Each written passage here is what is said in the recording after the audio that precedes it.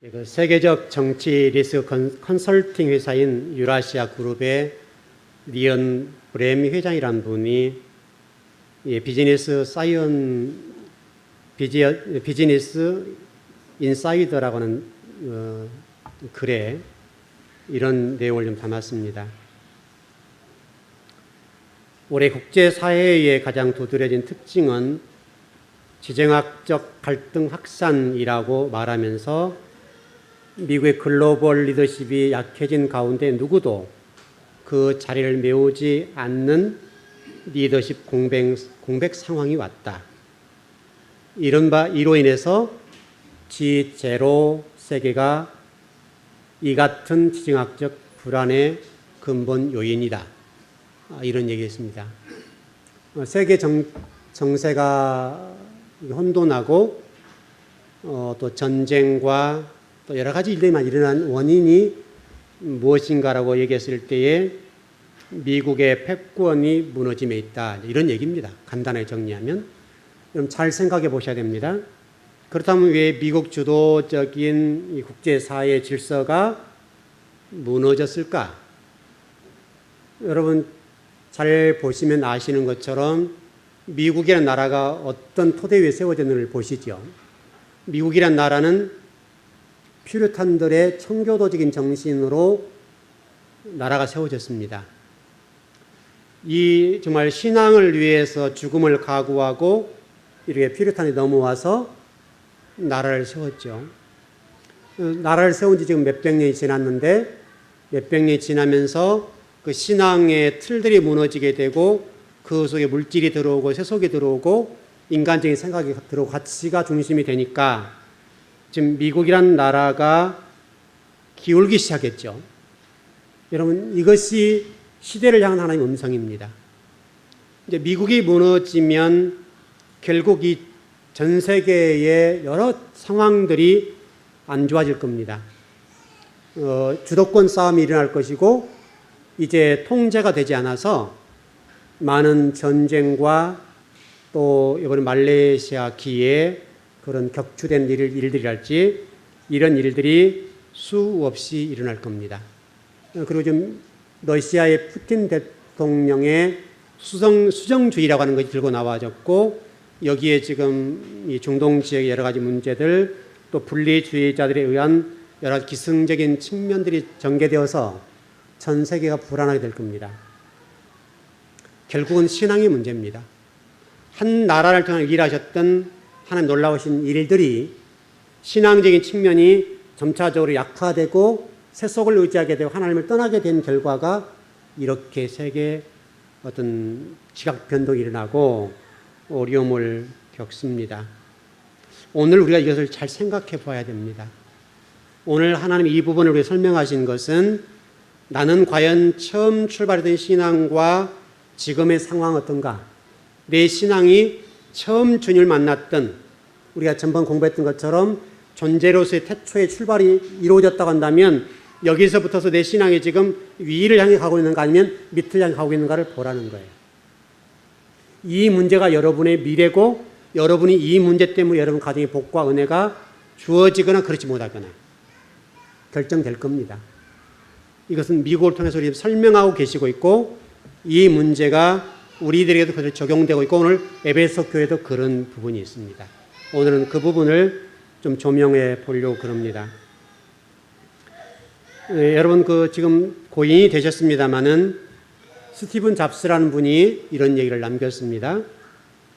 언젠가는 인생이 끝나고 죽을 것이라 생각하면 부차적인 것들은 다 없어지고 본질만 남는다. 고인이 된 분이 이런 얘기를 한 거예요. 결국 우리가 부차적인 것을 붙잡고 갈 것이냐 본질적인 것을 붙잡고 가느냐의 문제예요. 우리 삶이. 미국이라는 나라도 마찬가지고 전 세계 지금 질서가 무너지고 있고 G0 상태가 된 것은 이 문제입니다. 결국은 우리 신앙인들도 똑같다는 얘기거든요. 우리 신앙인들도 결국은 세속을 더 의지할 것이냐 하나님을 더 의지할 것이냐에 따라서 우리 인생 미래가 달라진다는 거예요. 그러니까 본질을 붙잡느냐 부차적인 것을 붙잡느냐에 따라서 우리 인생은 달라지는데 결국은 지금 스티븐 잡스가 얘기한 것처럼 부차적인 거 다 없어지게 되고 본질만 남게 되더라. 그런 얘기입니다. 결국 그렇게 된다는 거예요. 그럼 이 문제를 현대인들이 한번 되씹어 봐야 되겠죠. 되새김질 해봐야 되겠죠. 그렇다면 나는 지금 부차적인 것을 붙잡고 갈 것이냐, 가고 있는가? 아니면 본질을 붙잡고 갈 것이냐? 이제 이 문제죠.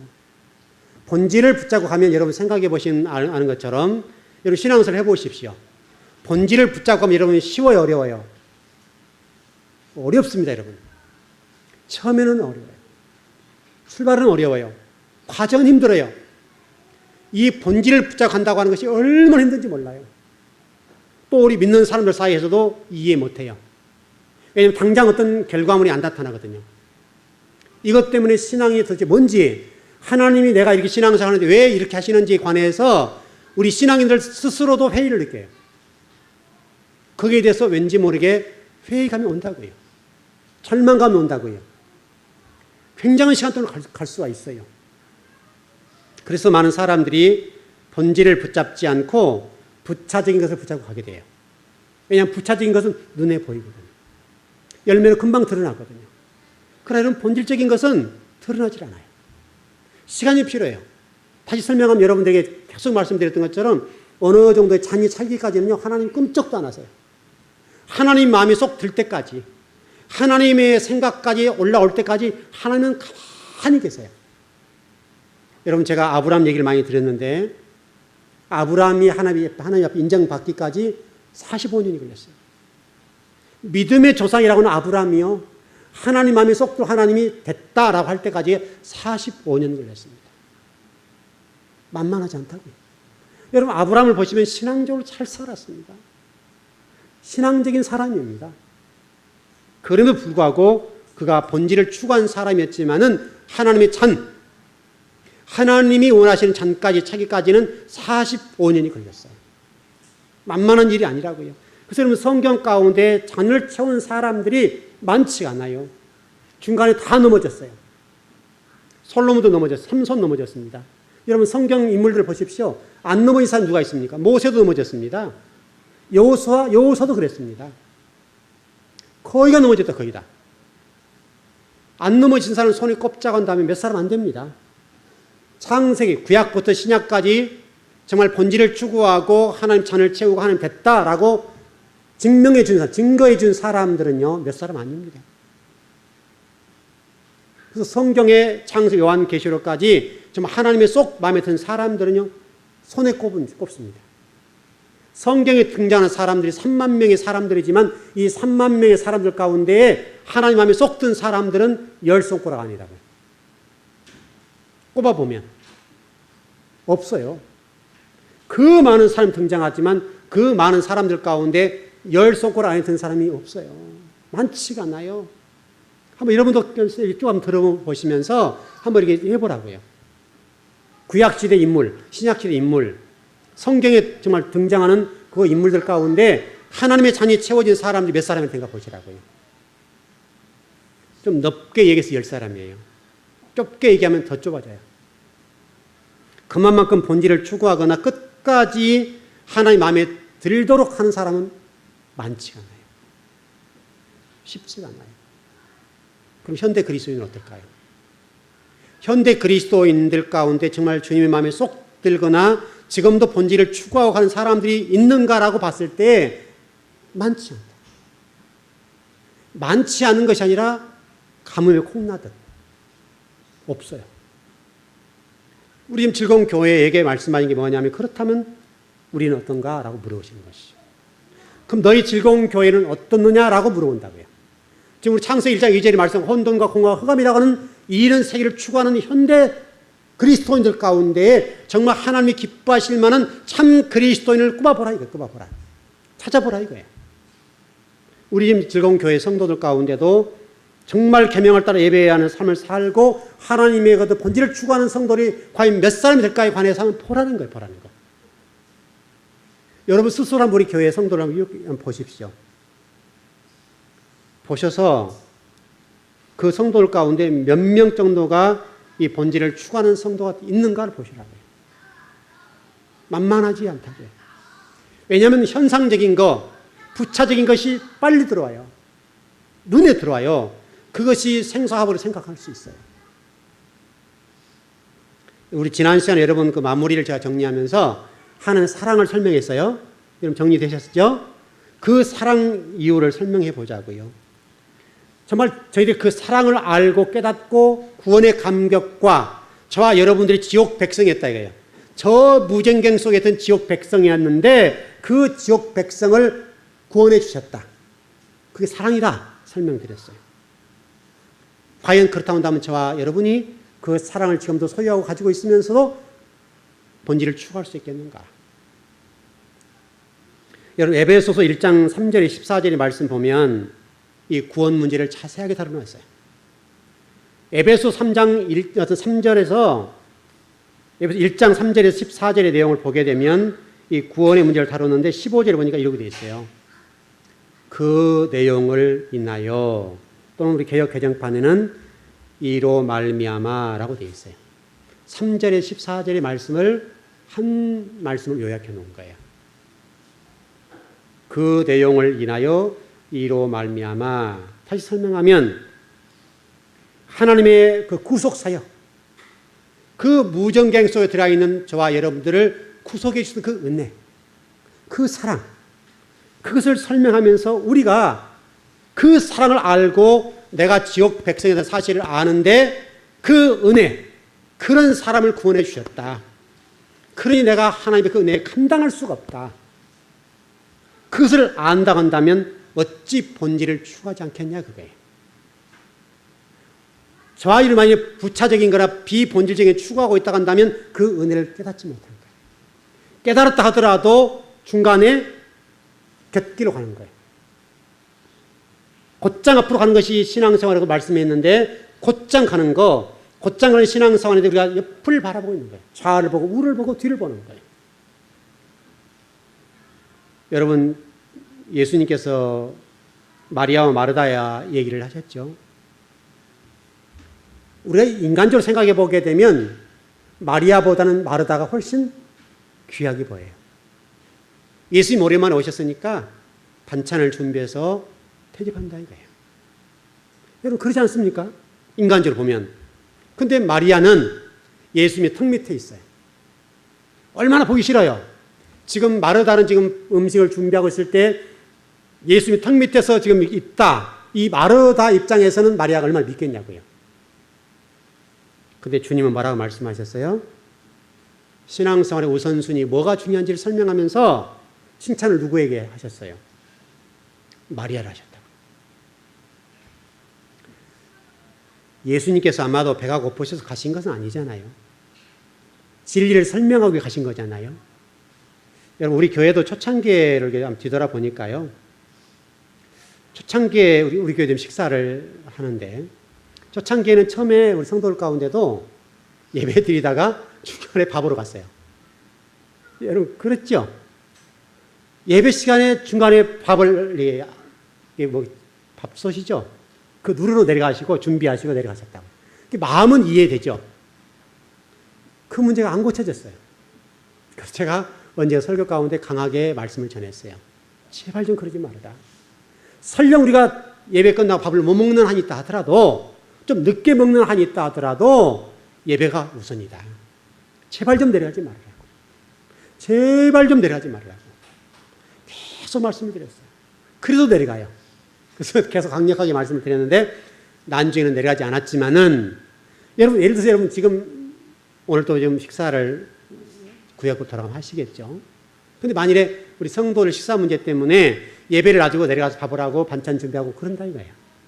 마음은 가상하지만 부차적인 걸 붙잡은 거예요.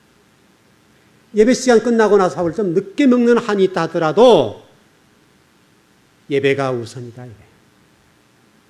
근데 이걸 놓칠 수가 있어요. 놓칠 수. 우리가 신앙생활 하면서 이것을 놓쳐버릴 수가 있다고요. 여러분 신앙생활 핵심이 뭡니까? 하나님 말씀과 예배와 기도 그런 거잖아요 여러분. 이것을 놓치면 안 된다고요. 하나님 말씀을 배우는 일에 놓쳐서는 안 된다고요. 그런데 지금 에베소 교회의 문제가 뭐냐면 그걸 놓쳐버렸잖아요. 처음 사랑을 놓쳤다. 처음 사랑을 버렸다 라고 설명한단 말이죠. 여러분 성경에 보면 이런 말씀이 있어요. 먼저 된 자가 나중되고 나중된 자가 먼저 된다. 생각해 보셔야 돼요. 내가 만약 먼저 됐다면 복이죠. 은혜죠. 정말 감사한 일이죠. 만약에 우리 모태신앙인들이 있죠. 우리 교회도. 제가 제일 부러운 사람이 모태신앙. 저는 모태신앙이 아니니까. 모태신앙인들은 엄청난 복이에요. 근데 모태신앙인들은 그걸 잘 모르죠. 제가 중간에 회심한 사람들은, 그럼 목사가 되었는데, 그 모태신앙인들은 너무너무 부러운 거예요. 여러분, 처음 먼저 된 자들 감사하십시오. 그리고 신앙을 꾸준하게 위로 올라가라고요. 내려가지 말라고. 근데 모태신앙의 문제는 뭐냐면 뜨겁지가 않아요. 뜨겁지 않고 미지근해요. 물론 견고한 부분이 있지만 뜨겁지가 않다. 그러나 여러분 중간에 회심한 분은 어때요? 뜨거워요. 뜨거운데 빨리 식어요. 근데 모태신앙의 특징은 미지근한데 지속적이에요. 장단점이 있어요. 그러니까 여러분 모태신앙인들은 감사하시고 미지근하지 마시고 뜨거우시면 돼요. 이해되셨죠? 그러니까 중간에 회심한 분들은 뜨겁게만 하지만 말씀을 잘 배우셔야 돼요. 양면성이 있어요. 어떻든 간에 우리가 여러분 먼저 지금 됐다 한다면 그것은 굉장한 복이에요. 그 먼저 된 것을 꾸준하게 유지하고 지속적으로 성장할 수 있도록 하신 것은 굉장히 중요한 거예요. 이게 잘 안 된다고, 이게 잘. 여러분, 이 에베소 교회를 보시면 결국은 뜨겁게 믿었는데 형식만 나왔어요. 형식만 나오고, 여러분 보십시오. 우리 지금 통합측 같은 경우도 장자교단 그러지 않습니까? 장자교단이죠. 그리고 통합측 신학을 하고 목회자가 됐다면 한국에서는 좀 알아주죠. 에베소 교회가 그래요. 제가 전번 소개해드렸던 것처럼 에베소 교회 목회했던 사람이 사도 바울이에요. 최고 향론. 이 바울이 여러분 가르쳤다는 것은 굉장한 겁니다. 이건 굉장한 복입니다. 그 다음에 아볼로, 브리스길라, 그 다음에 사도 요한. 여러분이 에베소 교회가요, 정통성을 주장하면서 나는 이런 목회자에게 배웠어. 이걸 자랑했다. 그것이 자랑이 됐을 거예요. 그것을 배워서 진리를 증거하고 제2의 삶을 통해 사는 나라를 증거하는 삶을 살았으면 될 것을 우리는 누구에게 배운 사람이야. 여기에 초점을 뒀다. 형식 껍데기만 남았다. 외형적인 모습만 남겼어요.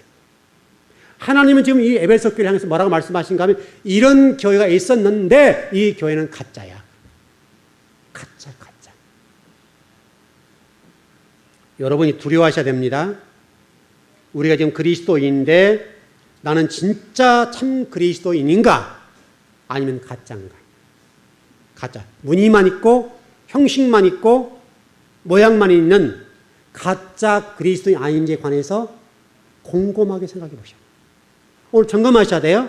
오늘 점검하고 혹시라도 내 영혼 가운데 가짜적인 측면이 있는 것이 있다면 잘라내셔야 돼요. 그거 하라고 말씀 전하는 거예요. 여러분 가운데 엄청난 성경의 지식과 하는 말씀에 대해서 아실 수 있어요. 그래서 우리 교회에서 말씀만 공부하니까 그것 정통만 주장하지 말라. 이해되셨죠? 그걸 받았으면 무거운 이 책임감, 의무감, 말씀을 배웠으니까 그 말씀 배운 거 가지고 하나님 나라와 의를 세우는 데 있어서 더 멋지게 쓰임받도록 하셔야 됩니다. 그건 여러분이 해야 될 일입니다. 말씀을 배운 것은 배운 것으로 끝나는 것이 아니에요. 배웠으면 책임과 의무가 따라요. 못 배웠으면 못 배운 대로 책망이 있고 심판이 있지만 배웠으면 배운 만큼 감사하고 감격해서 하나님 나라와 의를 쓰임받아야 된다. 감사와 감격과 은혜 없이 봉사하고 헌신하고 충성하면 안 된다고요. 껍데기만 해서는 안 된다고요. 에베소 교회는 껍데기만 남았는 거예요. 내가 누구에게 배웠어? 최고의 학문을 배웠다 이거예요. 최고의 성경 지식을 배웠다 이거예요. 그것만 가지고 있는 거예요. 그리고 삶으로 드러나지 않는 거예요. 에베소 교회를 향해서 칭찬하지 않냐고 책망하시는 그 부분이에요. 여러분 하나님을 아는 일에 있어서 열심히 하시기 바랍니다. 최선을 다해야 됩니다. 우리 지난 금요일 공부했던 것처럼 하나님을 배워야 됩니다. 하나님을 배워야 혼돈과 공허와 흑암이 물러갑니다. 하나님을 배우셔야 돼요. 혼돈과 흑암을 물릴 수 있는 유일한 길은 말씀을 배우는 거예요. 그밖에 없어요. 그래 그 배움이 배움으로 끝난다고 한다면 껍데기라고 가짜네 가짜. 바리새인과 서기관이 될 수 있어요. 현대인들 가운데 상당히 많은 성도들은 바리새인과 서기관과 사두개인이 될 수가 있어요. 여러분 바리새인 성경 능통합니다. 또 창세기 1장 우리 1절 공부했던 것처럼 그거 압니다. 아는데 아는 대로 망하는 거예요. 알았다고는 그걸 증거하셔야죠. 그것을 내 삶 속에서 제 2의 삶으로서 증거해야 된다. 그거라고 배우는 거예요. 그거라고. 그럼 누가복음 7장 41절에 47절을 보게 되면 창녀의 얘기 나오죠. 여러분 그 얘기를 들어보면 그런 얘기죠. 다른 사람을 주님 앞에 와서 이렇게 저렇게 하고 막 난리를 치는데 이 창녀였던 여인은 주님 얼굴을 못 쳐다봐요. 자기 과거의 삶이 그래요. 부끄러워요. 주님의 얼굴을 못 보는 거예요. 그리고 머리를 숙이고 그가 평생 동안 모았던 돈을 가지고 주님의 팔을 닦아요. 얼굴을 못 쳐다봤어요. 여러분 이거예요 이거. 신앙이 뭐냐면 바로 그거라고요. 주님의 얼굴을 감히 바라볼 수 없고 주님의 얼굴을 쳐다볼 수 없을 만큼의 나는 죄인이고 두렵다는 자세를 가지고 신앙생활을 하는 거예요. 근데 여러분 이 여인은 예수님 발을 닦아드렸는데 성경에 기록된 복을 받았어요. 비록 그의 인생이 보잘것없고 추한 인생이었지만은 그러나 주님께서는 그 여인을 성경에 기록해 놓으셨어요. 성경을 기록하시면서 기념하는 여인이 됐다. 복된 여인이 됐어요. 여러분과 제가 신앙생활을 하면서 이 여인을 좀 많이 생각했으면 좋겠어요. 우리가 지금 교회 일을 하다 보면 그럴 수 있습니다. 때로는 인간적으로 알아주지 않고 인정해주지 않을 때 있죠. 아마 여러분들이 때로는 서운할 때 있을 겁니다. 제가 웬만해서는 말하지 않으니까. 여러분 그러시죠? 웬만하면 여러분 칭찬해주지 않거든요. 웬만해서는 여러분 이런 데 저런 얘기 안 하거든요. 지켜만 보거든요. 계속 지켜봐요. 어느 정도까지 지켜봐요. 여러분들이 생각하기에 과할 정도까지 지켜봐요. 계속 보는. 그리고 어느 정도가 되어야 제가 생각했던 어느 정도가 되어야 그때 여러분들에 대해서 인정해줘요. 아마 여러분 그런 것 때문에 혹시라도 여러분 마음속에서 목사님 좀 칭찬 좀 해주시지 그런 게 있을 거예요. 그러나 여러분 웬만큼 저한테 칭찬 못 받아요. 저한테 칭찬 받으려고 하지 말아요. 하나님에게 칭찬 받으시라고. 제가 여러분 칭찬해 여러분 구원 문제 해결되는 게 아니에요. 아셨죠? 웬만큼에서 우리 교회에서 제가 칭찬 안 할 겁니다. 인간적으로 안 할 거라고요. 그렇다고 해서 여러분 그것들 때문에 혹시라도 삐지거나 상처를 받지 말라고요. 주님이 원하신 분량까지 가라고요. 계속 여러분 제가 테스트하고 또 시험하고 또 시험해요. 어느 선에 이를까지 여러분 제가 됐다 할 정도 그때까지는 힘들어요. 주님이 그러시니까요.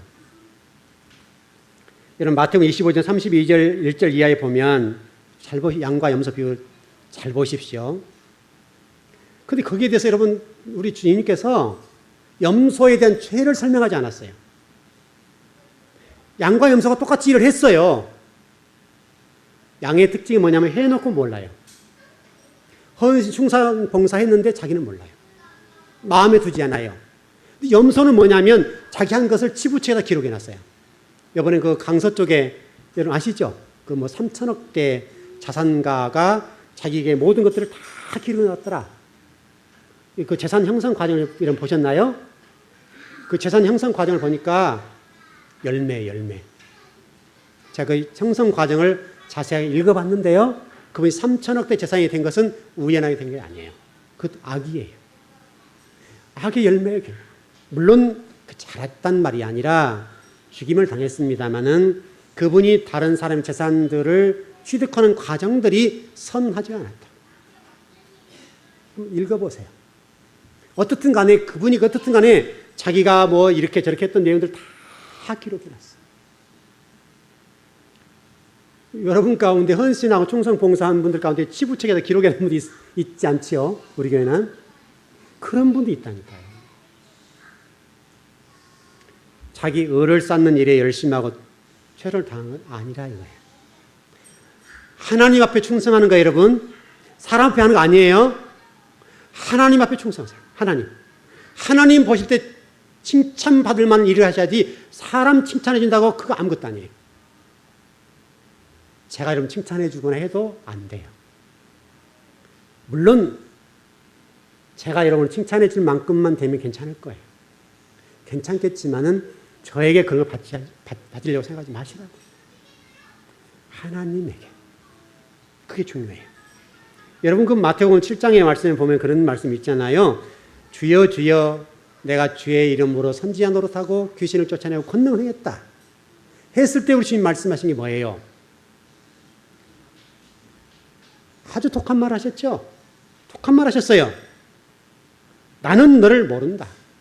이 불법을 행한 자야. 여러분 잘 생각해 보셔야 돼요. 우리가 정말 주님을 위해서 일하고 헌신하고 충성 봉사는 귀한 것이지만은 정말 그것이 내 의를 쌓고 사는 것인가? 정말 주님 앞에 진실되고 정직하게 하는 것인가? 그걸 보셔야 돼요. 여러분 만족을 위해서 일하지 않았으면 좋겠고요. 선교도 내 만족을 위해서 할 수 있어요. 봉사도 내 만족 위해서 할 수 있어요. 여러분 슈발츠 같은 박사는 선교지에 가서 오지에 가서 봉사했어요. 일평생 자기 만족을 위해서 의를 쌓았어요. 그러나 주님은 모른다. 얼마든지 그럴 수 있어요. 여러분 저와 여러분이 인생을 살아가면서 주님 중심이었으면 좋겠습니다. 주님이 인정해 주셔야 돼요. 중간에 어떤 일이 할지라도 넘어지지 말라고. 주님을 바라보시죠. 주님. 인간을 바라보고 세상을 바라보면 넘어질 수 있어요. 신앙인들 넘어질 수 있는 것이 바로 그런 문제예요. 사소한 문제는 사소한 문제. 여러분 혹시나 북한에 있는 성도들 불쌍히 보이시죠? 여러분 불쌍히 여기지 마세요. 우리보다 훨씬 신앙적으로는 건강할 수 있어요. 우리 선조들 보세요. 아마 30년, 40년 전만 해도 여러분 아실 겁니다. 교회가 사경회, 그때 붕회라고 하지 않았죠. 사경회를 하게 되면 지기에다가 쌀 지고 보리쌀 지고 감자 지고 갔어요. 그래서 헌물 내고 그것을 먹고 그랬죠. 도시락 싸 들고 와서 밥을 먹고 온 동네 지역교회 다 모였어요. 천리교를 가서 말씀드렸다고요. 과거에 여러분 평양 부흥 이런 집회 있을 때 저 지방 끝에서 갔어요. 근데 차가 없잖아요. 걸어서 갔어요. 천리길을 걸어서 말씀을 드렸다고요. 그리고 돌아왔어요. 지금 우리는 이 말씀 홍수 속에 삽니다. 근데 과거 우리 선조들처럼 신앙에 대한 열정과 진리에 대한 열정이 없단 말이에요. 지금 예배를 드리라고 사정해야 돼요. 사정. 여러분 자신을 위한 것임에도 불구하고 목회자가 제발 좀 예배에 나와서 말씀 드리라. 사정을 할 판이라고. 과거 우리 선조들은요. 수천 년 천리길을 걸어가서 말씀을 듣고 돌아왔어요. 그것도 걸어갔어요. 지금은 안 그래요. 지금은 예배를 소홀히 여기고 얼마나 내가 노력만 하면 가능한데 예배를 못 드려요. 세상이 너무너무 좋은 거예요. 세상이 너무너무 좋아요. 지금 세상이 얼마나 달콤해요. 여러분 그거 조심하셔야 됩니다. 그게 여러분을 넘어뜨릴 수 있습니다. 몇 년 전에 립싱크 가수들이 많았죠. 이미 녹음된 판을 틀어주고 CD를 틀어주고 입만 뻥긋뻥긋하는 거죠. 하나님과 저와 관계가 그럴 수 있습니다. 하나님과 여러분 관계가 그럴 수 있습니다. 립싱크로 하나님을 찬양할 수 있습니다. 마음 없는, 생각 없는, 헌신 없는, 진실 담지 않는 충성할 수 있습니다. 그럼 하나님도 지혜로우신 즉 립싱크로 복을 주십니다. 똑같겠죠? 아마 제가 전번에 좀 말씀드린 것 같은데 여러분 그 무슬림들을 보십시오. 알라를 위해서 폭탄을 몸에 안고 자폭해버리잖아요. 잘했단 말이 아니라 그들의 충성도만큼은 우리가 배워야 돼요. 너무나 지금 현대인들은요, 내 안위와 내 평안을 위해서는 살아요. 주님을 위한 십자가가 없어요. 주님의 십자가를 잘라버려요. 싹둑 잘라버려요. 그것도 또 잘라요. 가벼운 것도 또 잘라버려요. 나에게 주어진 십자가를 자르고 또 잘라버려요. 그래서 몽당 연필 하나 들고 가는 거예요. 지금은요. 언제가 제가 그 얘기를 좀 드렸는데 여러분이 어떤지 모르지만 이제 우리 그리스도인들이 빨대를 꽂아요. 십자가에다. 피를 빨아요. 이렇게 살아가죠. 여러분의 주어진 그 십자가 무거울 수 있습니다. 자르지 마십시오. 지고 가시라. 그 십자가는 질만하니까 주시는 거예요. 질만하니까 주시는 것이지 자를 것은 아니에요. 여러분을 한 쓰고자 하시는 하나님의 교회, 우리 지금 창세기 공부한 것처럼 4번째, 6번째 얘기예요. 자르면 안 돼요. 여러분 일본의 가미가제라고 특공대 아시죠? 황제 폐하를 위해서는 목숨을 던져버려요. 목숨을. 사람을 위해서도 그러죠. 사람을 위해서도. 저와 이런 하나님 믿는 사람들이라고 한다면 목숨 이상도 던질 수 있어야 되죠. 과연 우리 즐거운교회 성도들이 정말 주님을 위해서 내 목숨을 던질 수 있을까요? 내 목숨을. 여러분에게 질문해 보세요. 나는 과연 주님의 나라와 주님을 위해서 내 생명을 던질 수 있겠는가? 곰곰이 생각해 보셔야 돼요. 곰곰이 생각해 보셔야 돼요. 여러분 오늘 계시록 5장 2장 5절 보면 그러므로 어제 떨어진 것을 생각하라. 오늘 점검하셔야 돼요. 나는 과연 그 첫사랑 또 처음 믿은 그 예수 그리스도 그 은혜를 지속하고 있는가 생각해 보셔야 돼요. 생각하라 그 말은 기억하라 그 말이에요. 기억하라. 에베소 1장 1절 14절의 말씀 보면 기억하라 그러고 있어요. 이 말은 간단 정리하면 그래요. 저와 여러분들은 지옥 백성이다. 지옥 백성. 이거 놓치면 안 돼요. 저와 여러분이 거룩하거나 구원받을 만한 조건이 되어서 자격이 돼서가 아니에요. 하나님 은혜예요. 그 하나님 은혜가 지금 내 영혼 속에 지금 샘솟듯 일어나고 있는 거예요. 우리가 지금 너무나 무덤덤하잖아요. 담담하게 갔잖아요. 무슨 반응도 없고 말씀을 들어도 흥분도 안 되고 감격도 없고 체험도 안 되고 그 말씀 좀 뜨겁지도 않고 마음속에서 어떤 회개도 나오지 않고 그냥 무덤덤하게 예배 시간이니까 와서 예배 드리고 가잖아요. 여러분 그 김유신 장군을 잘 아시죠? 멋진 사람이죠. 이 사람이 과거는 그 기방집을 많이 들락거렸죠. 이 사람들 장군들 요즘 뭐 정치인들도 마찬가지인데. 근데 하루는 이분이 이런 결단을 했다고 그래요. 앞으로 내가 절대 기생집 안 가겠다. 근데 말을 타고 오다가 참이 들었나 봐요. 근데 말이 어디로 갔을까요? 기생집으로 갔대요. 평소에 얼마나 기생집을 많이 다녔으면 말이 기생집을 향해 갔어. 딱 앞에 서 있는 거죠. 김유신 장군이 깜짝 놀랐다. 내려서 칼을 뽑아서 말의 목을 쳐버렸어요. 말은 잘못이 아니죠. 말을 심판하는 것이 아니라 자기를 친 거예요. 앞으로 내가 죽는 일이 있어도 기생집 가지 않겠다. 가장 사랑하는 에마의 말의 목을 쳐서 죽였습니다. 이 결단 어떻습니까? 여러분들이 김유신 장군처럼 자기 자신을 위해서 말의 목을 쳐서 다시는 기생집에 가지 않겠다고 결단했던 것처럼 여러분의 결단 어떻습니까? 그 결단이 있었으면 좋겠습니다. 여러분 에베소 교회를 잘 보십시오. 잘 보시면 처음부터 그러지 않았다는 것을 보셔야 돼요. 그래서 설교를 그렇게 잡았어요. 처음에는 충성했습니다. 애썼습니다. 헌신했습니다. 봉사도 잘했습니다.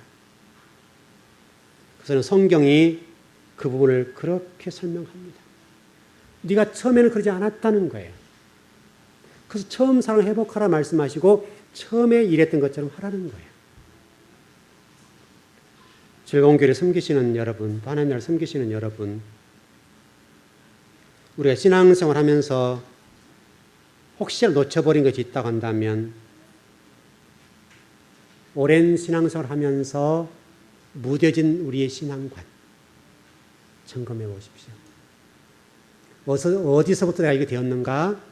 내가 왜 지금 이런 상태로 가고 있는가? 말씀을 받아도 감동도 없고 은혜도 없고 말씀을 받아 뜨거움도 없고 회개도 나오지 아니하고 말씀을 받아도 내 가슴을 치지 않고 우리 성경 말씀처럼 피를 불어도 애고가지 않고 괭과를 쳐도 숨을 주지 않는 그 상황. 여러분 그게 우리 상황이라 이거죠. 에베소 교회가 그랬다. 에베소 교회가. 여러분 에베소 교회를 잊지 마십시오. 에베소 교회는 제가 말씀드렸을 겁니다. 역사에 흔적 없이 사라졌습니다. 촛대 옮겼다고 말씀드렸죠. 촛대를 옮겨버렸는데 그렇게 말씀 전했음에 불구하고 깨닫지 못했습니다. 역사에 흔적이 없습니다. 여러분 소아시 7교회 같은 데 지금 흔적이 남아있잖아요. 뼈대만 앙상이 남아있는 거 아시죠? 터키 지역 이런 지역에. 에베소 교회는요. 흔적이 없습니다. 유념하셔야 됩니다. 하나님 지금 우리에게 말씀하시는 거예요. 우리 교회도 똑같습니다. 우리 교회도 말씀드리고 가고 있는데 우리 교회도 그럴 수 있습니다. 우리 교회도 말씀 배웠다라고 하는 이것 붙잡고 갈 수 있습니다. 그러나 문제는 우리도 무딜 수 있다는 거예요. 그거 하나만 붙잡고 하는 거예요. 주님께서 혹시라도 우리 즐거운 교회에 너희들도 가짜 될 수 있어 조심해 라고 들려주신다. 이것은 두려운 마음으로 말씀을 받아야 됩니다. 우리 즐거운 교회도 우리 성도들도 이렇게 가다가 잘못 가면 너희들도 에베소 교회처럼 될 수 있어. 주님 오시는 날까지 이 즐거운 교회가 견고하게 세워 있다면 복이죠. 그러나 주님 오시는 그날 우리 즐거운 교회도 언젠가는 역사 속에 자취를 감추고 사라질 수 있습니다. 그건 장담 못합니다. 바라기는 즐거운 교회가 주님 오시는까지 건강하게 세워졌으면 좋겠습니다. 주님 오시는 날 즐거운 교회를 칭찬했으면 좋겠습니다. 네 선조들, 네 즐거운 교회 신앙의 선배들이 이렇게 피를 뿌렸다. 그 피 잊지 말고 계속 가라고. 그런 교회였으면 좋겠습니다. 그런 교회만 될 수 있다면 칭찬받을 겁니다. 지금은 비록 세상적인 눈으로 봤을 때 어쩔지 모르겠지만은 여러분이 가고 있는 그 길과 이 강단을 통해서 주시는 그 메시지가 즐거운 교회 미래였으면 좋겠습니다. 그 복과 은혜를 지속적으로 누리기를 바랍니다. 기도하겠습니다.